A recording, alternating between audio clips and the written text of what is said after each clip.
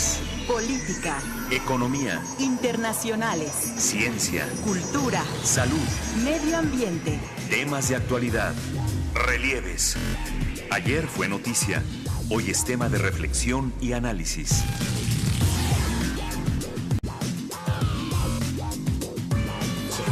Relieves.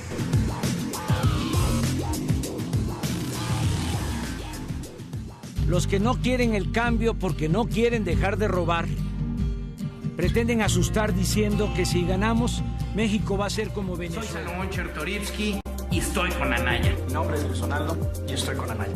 Soy Miguel Ángel Mancera. Vamos con Anaya. No todos somos iguales. Se puede hacer política sin lavar dinero, sin tener un solo peso al margen de la ley.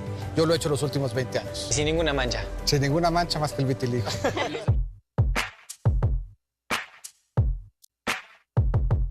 El próximo 1 de julio de 2018, 87.879.000 mexicanos están llamados a votar para elegir 18.311 cargos federales y locales, lo que corresponde a las elecciones más importantes de la historia, de acuerdo a información del Instituto Nacional Electoral. Entre los 629 cargos que serán votados a nivel federal están la presidencia de la República, pero 2018 no solo es elección presidencial, el Congreso también se renueva, 500 diputados, 300 elegidos por mayoría relativa o voto directo y 200 por representación proporcional, conocidos como plurinominales, y 128 senadores federales. Estarán en disputa 8 gubernaturas: Chiapas, Guanajuato, Jalisco, Morelos, Puebla, Tabasco, Veracruz y Yucatán, y la jefatura de gobierno de la Ciudad de México. El pasado 30 de marzo iniciaron formalmente las campañas políticas que terminarán el 27 de junio para dar paso a unos días de reflexión antes de la jornada del 1 de julio, en la que 87.8 millones de mexicanos saldrán a votar.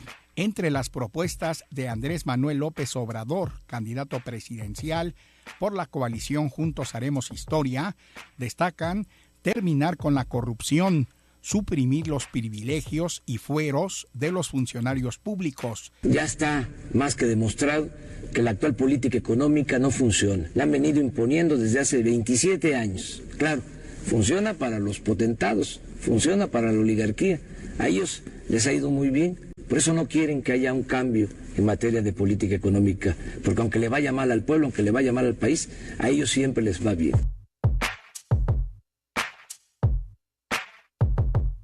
Ricardo Anaya Cortés, candidato por la coalición Por México al Frente, planteó las siguientes propuestas: crear un ingreso básico universal, subir el salario mínimo de 88 pesos actual a 187 pesos diarios, pasar de la economía de la manufactura a la economía del conocimiento, aplicar un modelo educativo que sea adaptable a los cambios tecnológicos y con participación y vinculación de la sociedad civil y de los agentes económicos, eliminar los gastos burocráticos y acabar con la política clientelar. Primero tenemos que acabar con la corrupción, que es el principal cáncer que todo lo pudre en México. Segundo, nos tenemos que hacer cargo por una obligación moral de acabar con la pobreza extrema. No es aceptable que haya 11 millones de personas en pobreza extrema que no saben qué van a comer al día siguiente. Acabar con la pobreza extrema y con la desigualdad pasa, entre otras cosas, por dar absoluta prioridad a la educación. El candidato de la coalición PRI-PBN Nueva Alianza, José Antonio Meade Curibreña, propuso que quien tenga seguro popular se pueda atender en cualquier hospital de salud pública, garantizar a las mujeres mexicanas el ejercicio pleno de sus derechos y libertades. Ofreció guarderías y educación preescolar y primaria que sean de tiempo completo y con alimentación incluida, igualar salarios de hombres y mujeres, otorgar seguro y dignificar el trabajo doméstico, ofrecer crédito a la palabra, atraer inversionistas por 550,000 millones de pesos para impulsar la generación de energías limpias. Que pasemos de una política asistencialista en donde le demos pescado a pasar a una política estructural en donde ayudemos a resolver las causas que dan origen a la pobreza. Y las causas que dan origen a la pobreza en México tienen que ver con falta de Estado de Derecho. En México tenemos muchos derechos, pero somos profundamente desiguales y por lo tanto no tenemos acceso a esos derechos. Margarita Zavala Gómez del Campo propone eliminar el financiamiento a partidos políticos, el gasto de gobierno en publicidad y el fondo de moches de la Cámara de Diputados, aumentar gradualmente el salario mínimo, eliminar el ISR para individuos que ganen hasta 15,000 pesos mensuales. Confío también en las mujeres que dan esperanza al país con su esfuerzo y dignidad de todos los días. Y por eso le digo a las mujeres que en mí tendrán a la principal aliada y defensora.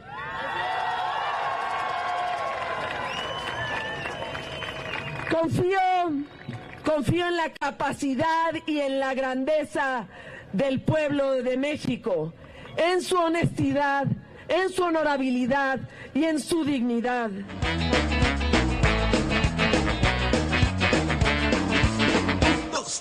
Todos los niños algún día creceremos y no queremos ver este país igual. Sintonícenos, quédese con nosotros, participe y esperamos sus llamadas en este programa de Relieves. Este mundo en decadencia que debemos liberar. Este mundo en decadencia. Buenas noches, estimados radioescuchas. Como cada lunes a esta hora usted nos acompaña en su programa Relieves, donde analizaremos con usted y los especialistas invitados temas de interés, y qué mejor tema que el inicio de las campañas por la presidencia. Formalmente, el 1 de julio, usted decidirá quién gobernará del 2018 al 2024. ¿Cómo empiezan las campañas? Eso lo dirán los especialistas. ¿Y usted continuará el PRI en la presidencia o usted tiene una mejor opción? Participe y contribuya a enriquecer este programa con su opinión. Marque al 4155-1060 y sin costo, por LADA 01800-080-1060 y en las redes sociales Twitter @Radio Educación y en Facebook /Radio Educación. Ante el micrófono su amigo Carlos Padilla Ríos. Y para analizar el tema se encuentra con nosotros el doctor Enrique Gutiérrez Márquez, director del Departamento de Ciencias Sociales y Políticas de la Universidad Iberoamericana. Doctor Enrique Gutiérrez, bienvenido, buenas noches. Muchas gracias, Carlos, por la invitación. Un gusto estar aquí contigo y por supuesto con el auditorio. Gracias. También está con nosotros el doctor Gabriel Corona Armenta, ex consejero general del Instituto Electoral del Estado de México en 2 ocasiones, de 2005 a 2008 y de 2014 a 2017, y uno de los autores del libro El Infierno Electoral. Y vía telefónica nos acompañarán la consejera electoral del Instituto Nacional Electoral, Pamela San Martín, y el maestro Eduardo Huchim, periodista y analista, y también coautor del libro El Infierno Electoral. Bien, y pues en el reportaje introductorio de nuestro compañero Reinaldo Cerecero, pues se dieron cifras relevantes acerca de lo que ocurrirá el próximo 1 de julio. Y para eso pues ya están las campañas en curso para la presidencia, las 8 gobernaturas y la jefatura de gobierno de la Ciudad de México. Y más allá del lugar común que nos dicen en el INE, de que la próxima elección será histórica porque habrá más casillas y más votantes, le preguntamos a la consejera electoral Pamela San Martín, quien ya está en la vía telefónica. Consejera, buenas noches. Buenas noches, Carlos. ¿Cómo estás? Saludos a tu auditorio. Gracias. Pues Pamela, nos acompaña aquí el doctor Enrique Gutiérrez Márquez, director del Departamento de Ciencias Sociales y Políticas de la Universidad Iberoamericana, y el doctor Gabriel Corona Armenta, ex consejero general del Instituto Electoral del Estado de México. Pamela, pues si nos haces favor de comentar, pues brevemente, pues en época electoral, en esta coyuntura, pues siempre, y dado los antecedentes que han ocurrido recientemente, como en las elecciones del Estado de México, pues la gente se pregunta, Pamela, si la limpieza de los comicios y del proceso electoral que está en curso está garantizada por el INE, si se podría evitar la compra de votos y si el 1 de julio el INE podría garantizar que no se caerá el sistema. Pamela, por favor, tus comentarios. Bueno, antes que nada, Carlos, saludar a Enrique y a Gabriel, qué gusto estar con ustedes. Un saludo, Pamela. Y bueno, a ver, me parece que sin duda las autoridades electorales estamos obligadas a garantizar que haya una elección limpia, en la que sea la decisión de las ciudadanas y los ciudadanos lo que determine el resultado de la elección, una decisión libre, una decisión razonada, una decisión informada. Y esto, por supuesto, pasa por frenar cualquier conducta que pudiese ir en contra de cualquiera de las reglas que nos hemos dado en los procesos electorales. Y esto viene aparejado de que los propios contendientes jueguen en el marco de las reglas que nos dimos, y también los demás actores que están asociados a un proceso electoral, como lo pueden ser los servidores públicos, como lo pueden ser los gobiernos. Y creo que en este contexto, pues sin duda eran relevantes, en particular a partir de las experiencias de los procesos electorales del año pasado. Me parece que eran relevantes los distintos lineamientos que buscó aprobar el Consejo General del INE, los lineamientos que conocimos como los de cancha pareja y los que eran las normas reglamentarias del 134, es decir, la imparcialidad en el uso de los recursos públicos por parte de los servidores públicos. Estos fueron lineamientos que se emitieron precisamente a partir de las experiencias que tuvimos en el proceso pasado y para generar las mejores condiciones para el desarrollo del proceso electoral. En ambos casos, la Sala Superior determinó revocar las reglas emitidas por el Instituto bajo el argumento de que nos habíamos excedido de nuestra facultad reglamentaria, cuestión que pues yo no comparto con el criterio que tuvo el tribunal. Sin duda son la última instancia y tienen la determinación final, pero creo que no abona en el sentido del desarrollo de un proceso. Sin embargo, esto no es una razón para no seguir conociendo y en su caso frenando cualquier conducta que pudiese afectar el ejercicio del derecho al voto de las ciudadanas y de los ciudadanos a partir de los elementos con los que podamos tener. Y por otra parte, pues después de un largo ir y venir con el tribunal en términos de lo que fue el conteo rápido, el PREP, es decir, las reglas que se aprobaron para garantizar tener resultados la noche misma de la elección, pues a partir de las decisiones que fueron adoptadas por la Sala Superior, el PREP sí estará funcionando. Tendremos un PREP robusto que estará dando los resultados acta por acta de cada una de las casillas. Sin embargo, sin duda, esos resultados pues fluirán mucho más lento, derivado de los tiempos que se tardarán las ciudadanas y los ciudadanos que serán funcionarios de mesa directiva y casilla de contar los votos en cada una de las casillas. Pero lo que sí podremos tener es resultados del conteo rápido, que son las tendencias de la votación a partir de instrumentos estadísticos que nos permitirán conocer bajo un margen cuáles podrán ser los resultados de la elección. Esto sí lo podremos tener por ahí de las 11 de la noche del día 1 de julio, el día de la jornada electoral, y creo que es un punto muy importante para poder generar certeza. Y evidentemente también a partir de las experiencias que hemos tenido, pues los resultados del conteo rápido se darán con independencia de los intervalos o de las tendencias que existan, es decir, si se traslapan o no los intervalos de un candidato o una candidata y otro, serán dados a conocer por el consejero presidente tan pronto se tengan estos resultados. Bien, gracias, Pamela. Bueno, habría que decir que la consejera Pamela San Martín, que en nuestra opinión y conociendo su trayectoria, pues es para nosotros la mejor consejera electoral que tiene actualmente el INE, y qué bueno que así sea. Te agradezco mucho, Carlos. Consejera, conocemos la trayectoria de algunos de ustedes y pues con regularidad salen voces en el INE, en el Tribunal Electoral del Poder Judicial de la Federación o en el Gobierno Federal, donde se llama a respetar el voto.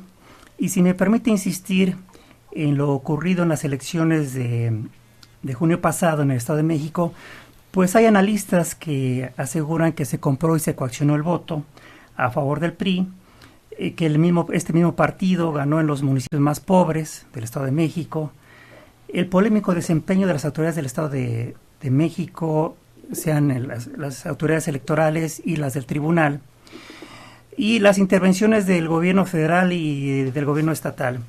Y en opinión del sociólogo Bernardo Barranco, esos comicios fueron pues más que una elección de Estado. ¿Qué nos podría decir usted frente a este escenario que dio como inicio para el mismo Bernardo Barranco, que en las elecciones del Estado de México inició el proceso electoral del 2018? ¿Cuál es su opinión, consejera? Me parece que sin duda alguna tenemos que aprender de las experiencias del Estado de México, de las elecciones de Coahuila, de todas las elecciones que tuvimos el año pasado en Nayarit, en Veracruz, y precisamente a partir de la experiencia adquirida, de todo lo que se advirtió, fue por lo que nosotros en el instituto, y yo principalmente apoyé el emitir estos lineamientos que buscaban generar reglas muy claras respecto de cómo garantizar la equidad en la competencia política. Esto no fue avalado por el tribunal, pero me parece que lo que tenemos es que seguir atendiendo cada uno de los elementos que se presenten, porque lo que tenemos que garantizar como autoridades electorales, esa es nuestra obligación, es precisamente que sea el voto libre de las y los ciudadanos el que determine el resultado de una elección.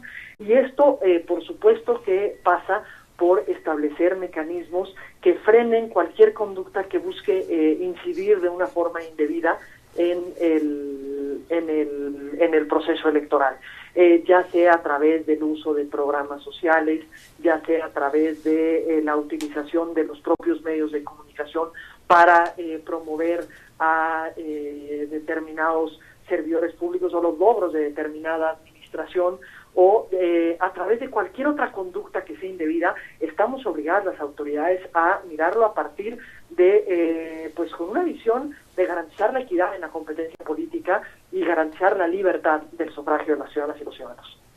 Bien, doctor Gabriel Corona, ex consejero general del Instituto Electoral del Estado de México, su opinión al respecto de lo que ha comentado la consejera electoral Pamela y lo que usted quiere agregar. Gracias, buenas noches. Antes que nada, saludar a la consejera Pamela San Martín, con quien nos unen fuertes vínculos de trabajo y sobre todo la convicción de que debe haber elecciones libres, de que debe haber elecciones equitativas y sobre todo que debe ante todo respetarse la voluntad ciudadana en los procesos electorales.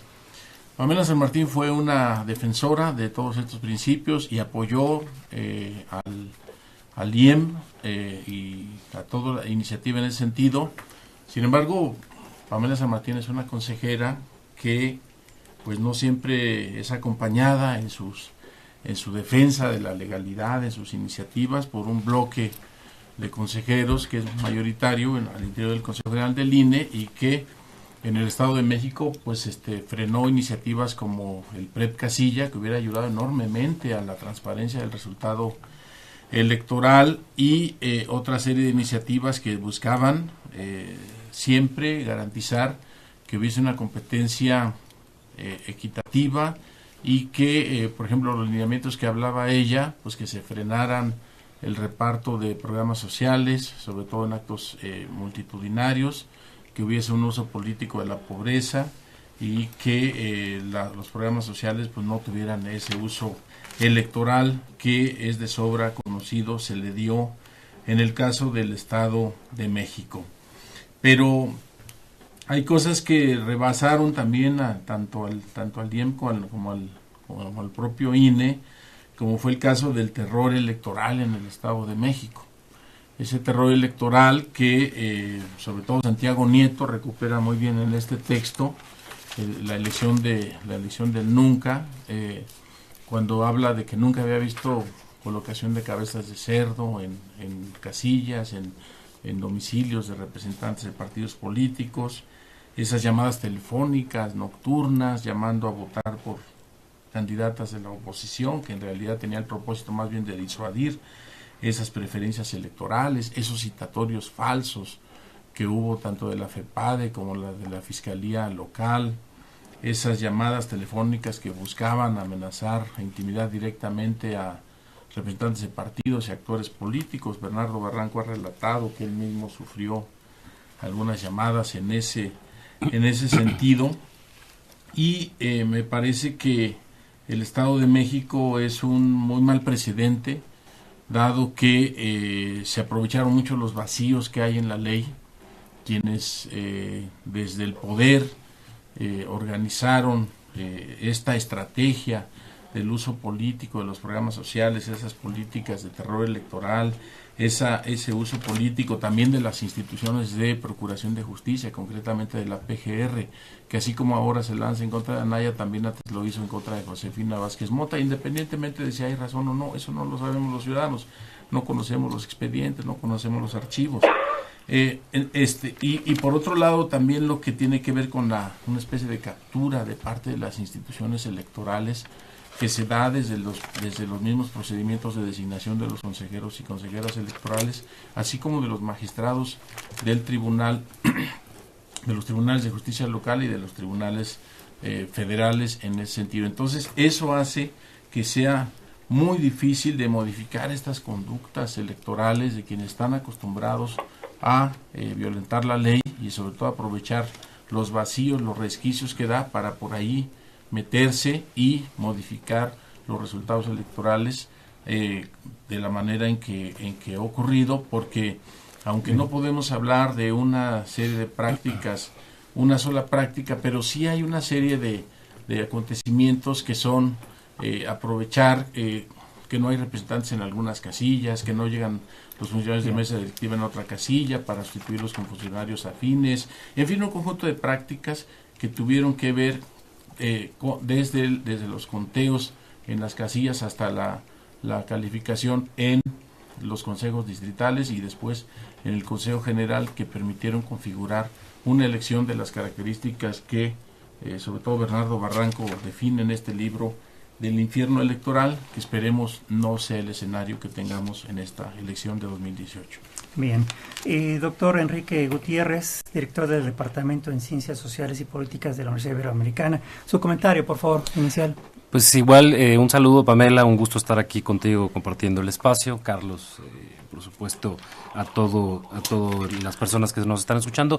Gabriel, yo creo que esto que dice la consejera habría que batizarlo y habría que decir que en efecto, bueno, hay varios retos que tiene el Instituto Nacional Electoral y los institutos estatales o los famosos OPLES. Y a mí me parece que justo en ese marco de referencia habría que también destacar incluso algunas de las fortalezas que tiene el INE. Yo creo que sí, una de las fortalezas, para ponerlo en perspectiva, pues es este tema del servicio profesional electoral, que de alguna manera, bueno, es todo un andamiaje que se ha ido construyendo con muchísimos años y que de alguna manera sí plantean una profesionalización por ese lado, y del otro lado, por ejemplo, la participación de consejeros electorales distritales y locales que también dan un seguimiento a las elecciones. Y el tema que tiene que ver también con los observadores. Sin duda, digamos, un poco para también poner en perspectiva, no podemos olvidar estos temas.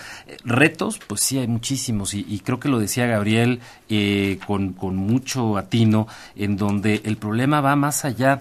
Creo que ahora el problema no nada más es cómo se cuentan los votos. Me parece que más o menos tenemos certeza de que los votos que llegan se cuentan bien. El problema, y creo que está referido con lo que decía Gabriel y con lo que han dicho algunos otros colegas, es precisamente cómo desafortunadamente hay una pobreza que es estructural y que ha sido operativa y funcional al propio sistema político. Y desafortunadamente todos los partidos políticos, no podemos excluir a ninguno, desafortunadamente, participan de ese modelo, son beneficiarios de ese modelo y en ese sentido lucran y generan votos de miseria y votos de pobreza. De tal manera que, por supuesto, estos retos que tiene el INE frente a estas enormes elecciones y estos muchos cargos que habrán de elegirse, vinculado precisamente con este tema de la pobreza estructural y de que no hemos podido construir una democracia, diría yo, sustantiva, es decir, que se plantee no nada más en el ejercicio del voto, sino que vaya más allá, incluso a la vida cotidiana de las personas, le plantea además un escenario complicadísimo al INE. Instituciones elecciones, el propio INE, instituciones electorales que no cuentan o que no gozan con el prestigio que lo hacían hace algunos años, los propios partidos políticos que están muy abajo en términos de el reconocimiento de la sociedad, y si a eso le sumamos también el de los diputados y los senadores, pues el panorama realmente parece muy complejo. Si a eso ya le vamos sumando temas muy concretos como las cuestiones técnicas que tendrá que superar el Instituto Nacional Electoral, como la operación de la casilla única, el tema de fiscalización, fiscalización además en tiempo real, no es menor. Sí entendemos que ahora están presentes estas causales de nulidad que involucrarían un acompañamiento, un seguimiento muy puntual del desarrollo de las propias campañas y de los resultados electorales que podrían estar influenciados por estos elementos que están ahí. Y bueno, pues con esto de telón de fondo, sumado al golpeteo natural de los partidos políticos entre ellos y hacia las instancias electorales, y a esta relación, me atrevería yo a decir, un poco tensa entre el Consejo General del INE y del Tribunal Electoral, bueno, pues nos plantea un panorama bastante complejo, Carlos. Pamela, el doctor Gutiérrez, un panorama complejo, a eso se refiere. ¿Qué podrías añadir, Pamela, por favor? Sin duda yo coincido en gran medida tanto con lo que dice Enrique como con lo que dice Gabriel. No es, me parece, un tema de organización. Sin duda esta elección traerá un conjunto de retos logísticos organizativos, pues tener la casilla única en 30 de las 32 entidades donde tendremos elección, en 10 entidades federativas tener 6 elecciones que computar en cada una de las casillas, y en el mejor de los casos tenemos 7 entidades que tendrán, 3 entidades que tendrán solamente 4 elecciones que computar, pero estamos hablando de, digamos, una elección de una magnitud muy grande. Sin embargo, también coincido que tenemos la fortaleza de un servicio profesional electoral nacional que ya tiene mucha experiencia en la organización de las elecciones. Tenemos un modelo que acompaña a este servicio profesional electoral con consejeras y consejeros locales y distritales que son el máximo órgano de dirección del terreno donde se organizan las elecciones, y que esto genera certezas organizativas, es decir, logísticas para poder saber que los votos que lleguen a las urnas se contarán y se contarán bien, porque además quienes cuentan esos votos pues son nuestros vecinos y nuestras vecinas, quienes fungen como funcionarios de mesa directiva y casilla. Pero sin duda luego tenemos esta parte de cómo llegan los votos, es decir, en qué condiciones de equidad que se pueden celebrar en una competencia política, en qué condiciones de no injerencia de servidores públicos, de gobiernos, en qué condiciones de información para la ciudadanía, y me parece que sobre eso es exactamente sobre lo que se tiene que trabajar. Y trabajamos sin duda en un contexto de desencanto sobre las instituciones, sobre todo lo que es público, y a la que las autoridades electorales no somos ajenas, y me parece que eso tenemos que partir también del reconocimiento de esto, precisamente para poder actuar de una forma tal, con un cuidado tal, con una pulcritud tal, que genere certezas y garantías para las ciudadanas y para los ciudadanos. Por un lado, en el tema de la fiscalización de los recursos de los partidos políticos, pero por otro lado también en lo que es el arbitraje de la elección, que si bien yo insistiré que me parece que hubiese sido deseable tener reglas muy claras y precisas como las que se habían establecido, que buscaban no frenar la existencia, por ejemplo, de programas sociales. Los programas sociales atienden necesidades sociales, pero por atender necesidades sociales no es válido el que se haga un uso electoral de este tipo de programas. Así es. Porque me parece que esto afecta el ejercicio de los derechos por parte de la ciudadanía, y por supuesto afecta la confianza que tenemos las ciudadanas y los ciudadanos en las instituciones. Pamela San Martín, bueno, pues entonces, no obstante estos retos, estos desafíos y los problemas que aquí ya los especialistas han comentado, ¿cuál sería tu exhorto a la ciudadanía y a los partidos políticos, a los candidatos? Me parece que en el caso de todos los actores involucrados en la elección, los partidos políticos, los servidores públicos, lo que tenemos que hacer es ajustarnos a las propias reglas que nos hemos dado, precisamente para darle la información a la ciudadanía y que sea el ejercicio de un voto libre, de un voto razonado, de un voto informado, lo que defina los resultados de la elección. Y en términos de la ciudadanía, me parece que lo que es indispensable es fortalecer la participación ciudadana en los procesos electorales. Y ojo, esto no significa únicamente acudir a votar el día de la elección, significa también informarnos previo a la elección, generar contextos de exigencia previos y posterior a la elección, porque eso es lo que me parece que puede fortalecer estos procesos democráticos que no inician y no terminan en las urnas el día de la jornada electoral, sino que también transcurren por el quehacer de lo público, que en este momento está tan desprestigiado, pero que también es un mecanismo que nos hemos dado para poder actuar en favor del interés público y por las ciudadanas y los ciudadanos. Pamela San Martín, consejera electoral del INE. Gracias, buenas noches, Pamela, hasta pronto. Gracias, buenas noches, Carlos, y fue un gusto estar con ustedes, Gabriel, Enrique, y poder compartir estos momentos. Gracias, Pamela. Gracias. Bien, bueno, fueron las palabras de la consejera electoral Pamela San Martín. Y bueno, ya están llegando las primeras llamadas de nuestro auditorio. El señor Víctor Moreno, del municipio de Chalco, dice, ¿podrían explicar qué pasaría si se votara por un solo partido en una coalición? ¿Los demás partidos pierden su registro? Aquí él hace otra pregunta, pero ya con el tema de los debates. Y bueno, ahorita entramos al tema de los debates. ¿Cómo se va a votar? Si alguien de ustedes puede abundar, ¿podrá votar por la coalición, por un solo partido? ¿Se invalida si se vota por los dos? Por favor, doctor.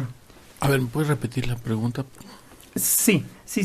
Bueno, dice aquí el señor Víctor Moreno que pregunta, ¿podrían explicar qué pasaría si se votara por un solo partido como parte de una coalición y si los demás partidos pierden su registro? Recordemos que en previas elecciones, pues si se votaba por dos y se corre el riesgo de anular, o si nada más por uno. ¿Cómo estará eso? ¿Usted puede agregar algo, doctor? Bueno, está señalado eso en la ley, que se puede votar por los partidos que integran una coalición, por los 2 o 3 que integren, o se puede votar también por uno solo que integre esa coalición. Cuando se vota por los 3, bueno, pues eso se reparte de manera equitativa, y cuando solo se vota por uno, entonces se le asigna ese voto al partido político para efectos de contabilizar sus preferencias electorales. Uh-huh. Eso es lo que normalmente se hace, o al menos se hizo en la elección del Estado de México. Y bueno, como esto se trata de una casilla única, el INE es quien determina, apoyándose por supuesto en la Ley General de Instituciones y Procedimientos Electorales, las modalidades en que se hará este escrutinio y cómputo. Y además hay jurisprudencias al respecto del Tribunal Electoral del Poder Judicial de la Federación, porque los supuestos que se pueden presentar son muchos. Claro. Entonces son decenas y decenas de supuestos en los cuales se podría contabilizar de una manera u otra e incluso anular el voto, dependiendo de qué es lo que dice la jurisprudencia respectiva. Pero sería cuestión más bien de ver la manera ya en los hechos cómo vota la gente, porque decirlo así a priori es muy difícil, porque son una gran cantidad de supuestos. Claro, muy bien. Ya está con nosotros, el señor Gabriel Campos también nos llamó. Él es de la delegación Benito Juárez y dice, del trabajo me mandaron de comisión a varios estados de la República, y mi misión personal en las regiones que visité está hecho pedazos todo el país. ¿Cómo es posible que la calderonista Zavala, sin ninguna justificación y apoyada por los de Televisa, esté haciendo campaña? ¿Por qué ese dinero que se va a malgastar con esa señora y mejor no lo dan para las desapariciones forzadas que promulgó su esposo alcohólico? Bueno, pues es la opinión de don Gabriel Campos de la Benito Juárez. Doctor Enrique Gutiérrez, si nos comenta brevemente en qué contexto político, económico, social está ocurriendo este proceso electoral tan interesante. Fíjate, una de las cosas, Carlos, que nos convocaron acá era precisamente como analizar este inicio de las campañas electorales. Y yo te diría que en términos generales es como muy interesante analizar, recordarle también al auditorio que hay como 3 momentos importantes. Ya pasamos por las precampañas, ya pasamos por las intercampañas y ahora hace apenas unos días, 10 días, iniciamos las campañas electorales. Y en ese sentido, yo te diría que estas campañas electorales pues inician de una manera, desde mi punto de vista, si me permites decir, un poco descafeinadas, sin mucho realmente que plantearse en términos de la discusión, porque si bien, y ustedes lo planteaban en el audio introductorio que nos pusieron a nosotros y al auditorio, planteaban algunas de las líneas que estos candidatos están planteando en términos de, lo voy a poner entre comillas, propuestas frente a las campañas electorales y propuestas para la ciudadanía. Llama la atención que hay como muchos lugares comunes de los y la candidata sobre problemáticas del país, y un poco ahora que decías cuál es el contexto, pues el tema es que yo no veo todavía un posicionamiento claro de ninguno de los 3 candidatos y de la candidata sobre temas realmente estructurales en el país. Es decir, realmente podríamos ayudarles ahora. Yo hice un ejercicio y me salieron como 3 hojas de temas que no están necesariamente abordados en las campañas y que tienen que ver, por ejemplo, con la crisis brutal que tenemos en términos de derechos humanos, los procesos de desgaste del tejido social en muchas de las entidades federativas, que tiene que ver con este déficit democrático en donde ya no nada más hablamos de corrupción, sino hablamos de procesos de falta de transparencia y sobre todo de impunidad. Y por eso ahora que comentaba la consejera Pamela San Martín estos retos que tiene el INE, yo un poco lo que quería decir es, estructuralmente el INE tiene retos importantes porque es una elección sin precedentes, es una elección muy grande, técnicamente hay mucho que hacer, y con esta reforma 2014 que es como una suerte de embudo y que deja sin muchas herramientas a los organismos públicos locales electorales, pues eso de suyo trae una problemática. Pero si realmente analizamos este contexto en donde la parte, digamos, económica y del empleo está muy lastimada, la relación con Estados Unidos está muy lastimada, el tema de la seguridad está muy lastimada, el tema de violencia generalizada en el país con las desapariciones forzadas, lo difícil que es ser periodista en este país y este desgaste que hay en términos de las instituciones, me parece que es justo como un clima y un escenario bastante complejo justo para la realización de estas elecciones. Es decir, además de esta parte técnica, no podríamos olvidar este clima que desafortunadamente podemos observar en muchas de las áreas o de las aristas de análisis del Ejecutivo Federal y de la credibilidad y de los proyectos o programas que no necesariamente han logrado los objetivos esperados.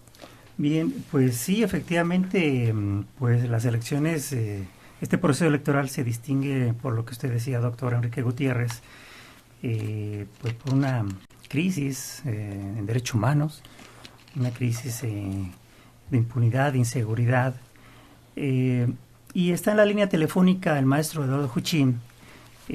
Maestro Eduardo Juchín, buenas noches. Buenas noches, Carlos, me da mucho gusto saludarlo a usted y a la mesa. Gracias, nos acompaña aquí en la mesa maestro Eduardo Juchín el doctor Enrique Gutiérrez. Él es director del Departamento de Ciencias Sociales y Políticas de la Universidad Iberoamericana, y el doctor Gabriel Corona, ex consejero general del Instituto Electoral del Estado de México, con quien usted comparte créditos en este libro tan interesante, El Infierno Electoral. Don Eduardo, pues el doctor Enrique Gutiérrez nos describía un poco el panorama político, social y económico en el que ocurren este proceso electoral. ¿Usted quisiera agregar algo al respecto, doctor maestro Eduardo Juchín? Bueno, lo que estamos viendo es un torneo de ofertas en las que, curiosamente, una de las cosas que a mí me llama la atención es que quienes atacan al populismo pues están haciendo precisamente una campaña que se nutre de muchas propuestas populistas. Estoy pensando, por ejemplo, en el salario que ofrece el candidato Mid, que se añade incluso a un servicio médico a domicilio, lo cual pues es desde luego algo que, si es posible financiarlo, será muy bueno para la población, sobre todo la de menos recursos. Pero lo que me parece contradictorio es que, por otra parte, descalifiquen el populismo cuando justamente eso es lo que están proponiendo, como lo hicieron para un recuerdo cercano en la elección del Estado de México, donde, bueno, ahí fue un populismo, pero diríamos muy grande, enorme, ¿no? Como se documenta en ese libro que usted mencionaba, El infierno electoral, de tal suerte que eso es lo que yo veo, que sí hay una oferta, un exceso de oferta, y sí es pertinente lo que algunos demandan, en el sentido de que no basta decir el qué, sino que es necesario el cómo y el con qué. Esto es lo que nos están quedando a deber de manera general los candidatos presidenciales en contienda. Así es, don Eduardo, en este libro, en su capítulo, o en el título que usted firma, Dinero en Campañas, Estado de México y 2018, usted recuerda pues los bochornosos casos de la triangulación de recursos a través de las empresas fantasmas y el caso de Brecht. Este también es el caldo de cultivo de estas elecciones, y bueno, seguramente eso ha de estar golpeando al candidato priista Meade, que ocupa el tercer lugar en las encuestas. ¿Cuál es su opinión al respecto, maestro?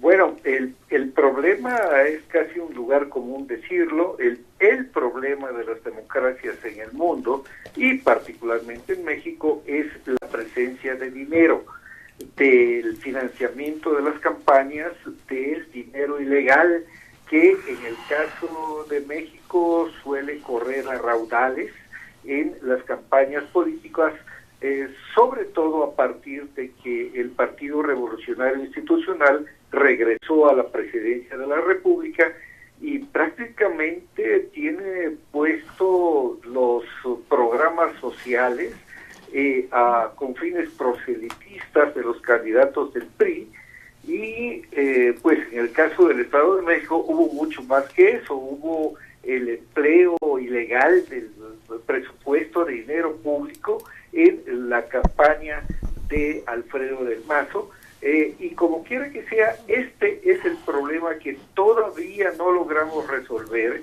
y digo logramos porque también es un asunto que compete a la sociedad, pero claro, tiene que ser combatida a esta presencia ilegal de dinero por las autoridades electorales, que pues sencillamente no han acertado. En el caso del INE, por ejemplo, no ha acertado ni siquiera acercarse al gasto real que se hace en las campañas electorales en este país. Y bueno, es común que determine que en las campañas haya gastos que no rebasan el tope fijado por el propio INE, pero que esa determinación en los informes respectivos, en los informes con dictámenes consolidados, pues lo cierto es que no se acercan al verdadero gasto, que es muy cuantioso y que, como decía yo, se alimenta fundamentalmente, la mayor parte de los dineros empleados son dineros ilegales, y pues deben ser combatidos, y no lo son con suficiente fuerza. Es cierto que es muy difícil lograr un combate exitoso, no es fácil, pero por lo menos habría que pedir que se acercaran un poco o un mucho más a lo que determinan como gasto, y estoy recordando el caso de Peña Nieto, por ejemplo, que fue 10 o 20 o 30 veces más de lo que en realidad reportaron los partidos. Y esto se debe en buena parte al hecho de que las autoridades electorales, a la hora de fiscalizar, centran prácticamente toda su acción, tienen como eje los informes de los partidos políticos, que obviamente no van a informar de lo que realmente gastan, sino de solamente lo que les conviene y que quede dentro de lo autorizado por la autoridad electoral. Muy bien, don Eduardo, pues Efectivamente. Doctor Gabriel Corona, ¿quiere agregar algo al respecto con relación a lo que comentó don Eduardo? Bueno, estamos ante el inicio, estamos ya en campañas electorales que se caracterizan sobre todo porque pues inician con un enorme hartazgo social por la inseguridad y la corrupción sobre todo, pero también con una enorme desconfianza en las instituciones electorales. En el informe País de Calidad de la Democracia, de Calidad de la Ciudadanía en México, publicado por el propio INE en 2014, habla de un grado de confianza menor al 40% en el INE, y eso que todavía no pasaban las elecciones del Estado de México. Y aquí se me va a permitir diferir un poquito con lo que dice la consejera Pamela San Martín.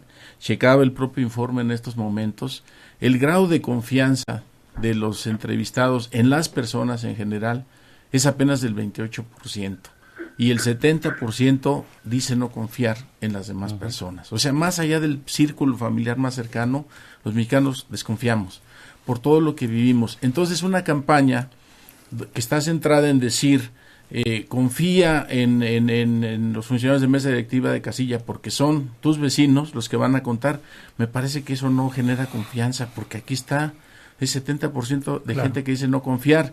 Hoy, por ejemplo, escribió Javier Aparicio un artículo sobre cómo se integra la mesa directiva de casilla y cómo se hace todo el procedimiento. Lorenzo Córdoba lo citó, y nada más chequen las redes sociales para que vean el grado de desconfianza que hay en la autoridad electoral y en todos estos procedimientos que formalmente no tienen, son perfectos, pero que en los hechos no resisten la prueba del escrutinio público, porque no está garantizado que por el solo hecho de que sean vecinos quienes realizan estos procedimientos, eso ya va a garantizar confianza y va a generar confianza en los resultados electorales. Me parece entonces que lo que más caracteriza estas campañas es el hartazgo social, y hay muchas manifestaciones de eso. Bien.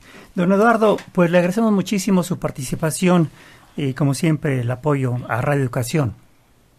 Encantado, Carlos, y saludos nuevamente a la mesa. Solamente añadiría a por favor, Gabriel, que es una desconfianza muy bien ganada por las autoridades electorales. Muy buenas noches. Buenas noches, don Eduardo, gracias. Caramba, pues qué interesante lo que comentaba el maestro Eduardo Juchín. Nos marcó el señor Manuel Munguía del Estado de México. Hoy se necesita que el pueblo participe y decida qué es lo que más le conviene a la nación, y esto se puede lograr sin partidos, sin un INE inútil ni tribunales banales. Bueno, el señor González Leal, ¿por qué no acabar con las urnas analógicas y por qué el conteo siempre se hace con la misma empresa? Comenta. Bien, doctor Enrique Gutiérrez, hace 6 años señor Peña Nieto encabezaba las encuestas, hoy está Andrés Manuel López Obrador, hoy mismo en el Universal publica que está 20 puntos arriba de Mid y 11 arriba de Anaya, y allá a lo lejos se ve a Margarita Zavala, pero muy pequeña, con el 5%. Andrés Manuel tiene 42, Anaya 31, y el candidato priista 21%. ¿Hay similitudes, hay diferencias? Brevemente, por favor. Bueno, yo creo que sí habría diferencias importantes. En aquel momento, hace 6 años, me parece que sí las encuestas estaban bastante infladas desde mi punto de vista. Es decir, algunos que nos dedicamos a estos temas no nos salían las cuentas, y realmente lo planteamos en diferentes foros que esta supuesta ventaja que tenía el entonces candidato del PRI y ahora presidente ya casi de salida, Enrique Peña Nieto, bueno, pues las cifras no necesariamente estaban planteando la realidad del país en términos electorales. Yo diría que justo ahí hay que tener cuidado con el tema de las encuestas. Las encuestas son una suerte de fotografía de la realidad que van planteando diferentes momentos de corte, y así hay que entenderlas. Hay que ver, normalmente se dice en el espacio de las encuestas, el que paga gana, ¿no? No el que paga manda, pero el que paga normalmente gana. Y a mí me parece que hay que tomar con mucha cautela el tema de los porcentajes que se están dando. Sin embargo, me parece que en este caso particular es coincidente con lo que incluso uno puede leer, con lo que está ocurriendo en las entidades federativas. Hay 8 gubernaturas en juego, el Distrito Federal, y como un dato interesante, los diferentes cortes de algunas encuestas a nivel, por ejemplo, estatal o a nivel local, plantean que por lo menos Morena va o podría ganar si las elecciones fueran ahora, por lo menos con los cortes de febrero, en 6 gubernaturas estatales, esta coalición del PAN, PRD y Movimiento Ciudadano en 2, Movimiento Ciudadano solito en el estado de Jalisco, y el PRI. En muchas de las encuestas aparece en tercero, en 6 de las gubernaturas aparece en tercer lugar, y en el resto, en las otras 3, aparece en segundo lugar. Si nosotros empezamos a sumar todos estos elementos, y esto que además decía Gabriel, me parece que sí hay un hartazgo que se expresa en términos de esta desconfianza hacia las instituciones, pero también de los partidos políticos, y me parece que esta apuesta que hizo en su momento el partido tricolor de buscar a un candidato joven, entre comillas, ciudadano, ahora no tan joven, no priista o ciudadano, pues parece ser que no es ni tan joven ni tan no priista, y está cargando con esta factura que no es nada fácil. Digamos, si uno voltea y ve estos temas de impunidad y escucha estos apellidos Duarte y los millones de pesos que de pronto no aparecen, se entendería mucho más este resultado, o por lo menos estos cortes de las encuestas que plantean o que marcan esta diferencia tan grande aparentemente, donde Andrés Manuel López Obrador, si el día de hoy fueran las elecciones, muy probablemente estaría, no sé si con esa diferencia, pero con una ventaja importante. Claro.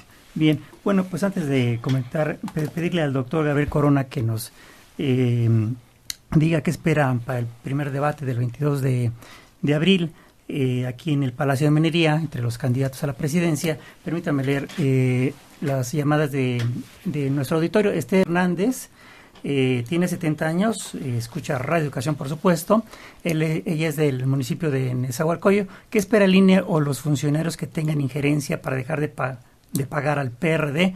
Porque siempre que hay una presentación de Sheinbaum, el PRD golpeador siempre la ataca. Bueno, la opinión de la señora Esther.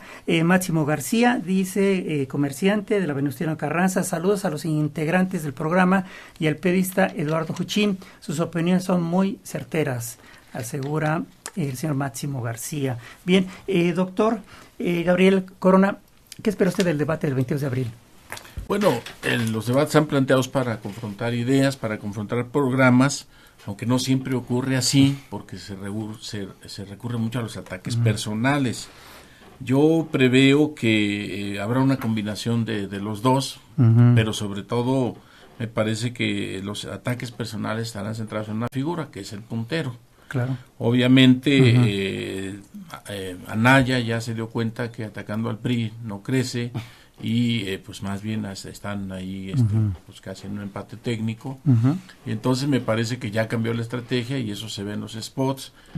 Ahora se está centrando sus ataques en contra del puntero, que es el candidato de Morena, y me parece que el debate tendrá como eje las propuestas económicas que haga López Obrador y los ataques que reciba del resto. Me parece que algunos, como Margarita Zavala, que no tienen nada que perder y tal vez mucho que ganar, pues procurarán seguramente hacer algo parecido a lo que ocurrió en el Estado de México con la candidata independiente. Utilizar se usó la misma estrategia para restarle votos al puntero. En ese momento no era la puntera, pero sí era uno de los dos aspirantes con más probabilidades, y además creciendo. Bien. Entonces me parece que la estrategia que se usó en el Estado de México se sigue reproduciendo en algunos aspectos, como ya lo decíamos, el uso político de las instituciones de procuración de justicia. Me parece que un debate que donde habrá también una candidata independiente puede jugar ese papel, y me parece que pues el candidato puntero pues se cuidará mucho, evitará que ese debate le reste puntos.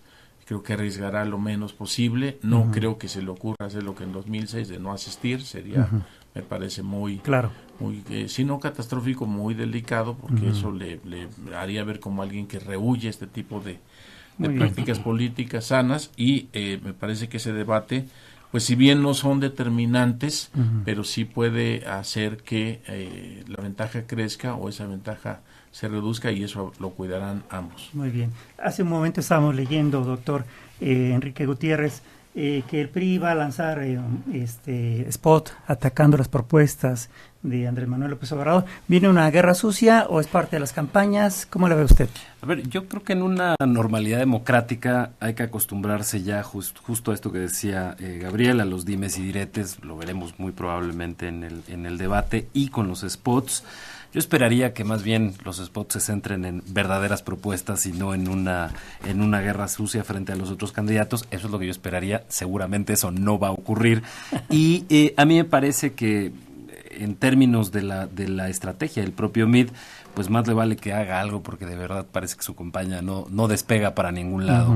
No sé si más bien, si ustedes se fijan, en un primer momento el interlocutor era tanto de MID como del grupo cercano a MID, era Andrés Manuel. Y ahora parece que incluso se desdibuja esta pelea y van a tratar seguramente de pegarle al segundo lugar, que en este caso es el candidato Anaya, un poco para tratar de acercarse. El tema es si eso le va a hacer el trabajo finalmente al puntero en este proceso de sumas y restas de votos. Así es. Bueno, pues también nos marcó el señor Franco Gutiérrez.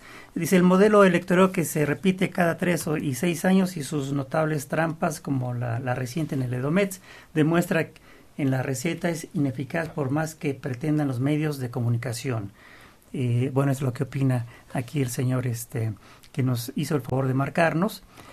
Y bueno, pues estamos concluyendo este programa. Un minuto para cerrar, perdón por el tiempo, pero por favor, un minuto, por favor. Bueno, la apuesta de la ciudadanía debe ser vigilar a las instituciones electorales, estar atenta a la organización de los comicios, pero sobre todo participar. La clave o una de las claves para evitar cualquier posibilidad de un fraude de parte de cualquier partido político debe ser la vigilancia ciudadana en todos los ámbitos, y me parece que la mejor manera de vigilar es participando. Muy bien. De otra manera sería muy pasivo. Muy bien. Doctor. Coincido completamente con Gabriel. Mientras no tengamos otra forma de renovación de la clase política, tenemos que salir a votar. No podemos dejar que nadie más elija por nosotros, y en ese sentido, bueno, tenemos que exigir a la clase política, y como un elemento que tiene que estar ahí presente, pues es la salida de la ciudadanía y digamos, para expresar su opinión y para expresarse ciudadanamente. Muy bien, pues todos a votar el 1 de julio, y gracias por su participación, doctor Gabriel Corona, ex consejero electoral del Instituto Electoral del Estado de México, y Enrique Gutiérrez, director del Departamento de Ciencias Sociales y Políticas de la Universidad Iberoamericana. Buenas noches. Buenas noches.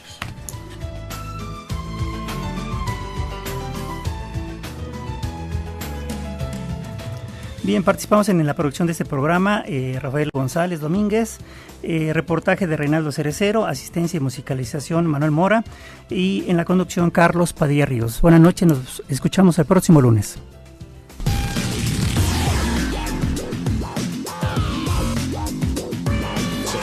Relieves.